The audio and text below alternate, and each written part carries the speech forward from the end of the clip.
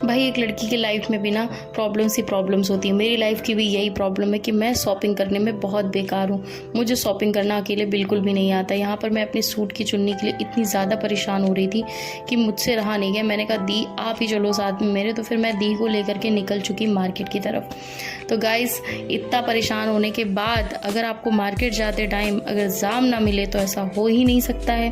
तो मुझे भी जाम का सामना करना पड़ा। यहाँ पर जाम को देखते हुए आप सोच रहे मैं अकेले जा रही हूँ, नहीं भाई अकेले नहीं जा सकती, क्योंकि शॉपिंग करने में मुझे या तो मेरे हस्बैंड चाहिए या तो मेरे फैमिली का कोई मेंबर एक चाहिए मेरे साथ। फिर यहाँ पर पहुँचते ही जी ने बोला कि तेरे सूट से ना ये वाली इयरिंग्स बिल्कुल ही चले जाएंगे, तू इसको फाइनल कर दे। मैंने कहा यार अभी तो मार्केट में घुसी हूँ, थोड़ा सा और आगे देखती हूँ, कुछ तो और मिलेगा।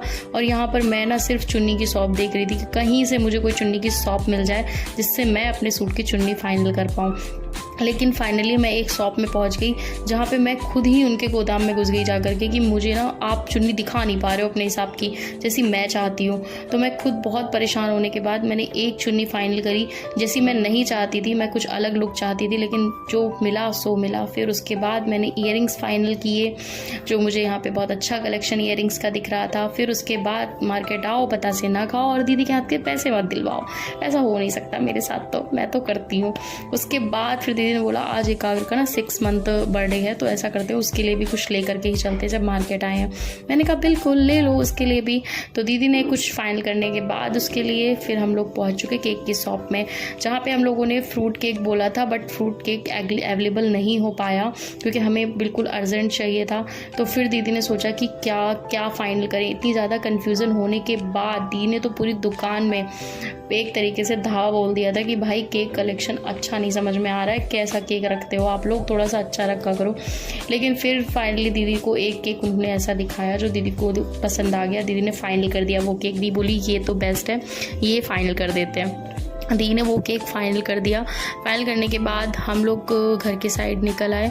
घर के साइड आने के बाद हम क्या देखते हैं कि हमारे एकाग्र बाबू तो बिल्कुल रेडी बैठे हैं। उनके मौसा जी ने बिल्कुल उनको रेडी करके बिठा रखा था कि बस मौसी और मम्मी आएंगी और आपका केक कट होगा। और मैंगो शेक भी उसको बना करके पिलाने में लगे हुए थे और वो इतने मज़े ले करके चटकारे ले करके मैंगो शेक पी रहा था ना, और इनको इतनी मज़ा आ रही थी।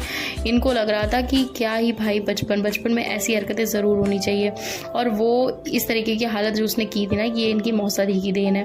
और इनके मौसा जी को इतनी मज़ा आ रही थी उसके साथ, इतनी मस्ती कर रहे थे कि उन्हें लग रहा था कि ये जो भी कर रहा है ना इसको करने दो, इसको जो करना है उसको करने दो। और उसको तो मैंगो शेक पीने में इतनी ज़्यादा मज़ा आ रही थी कि वो पूरे टेस्ट लेकर चटकारे लेकर मैंगो शेक पी रहा था। Thank you for watching this video. मिलते हैं नेक्स्ट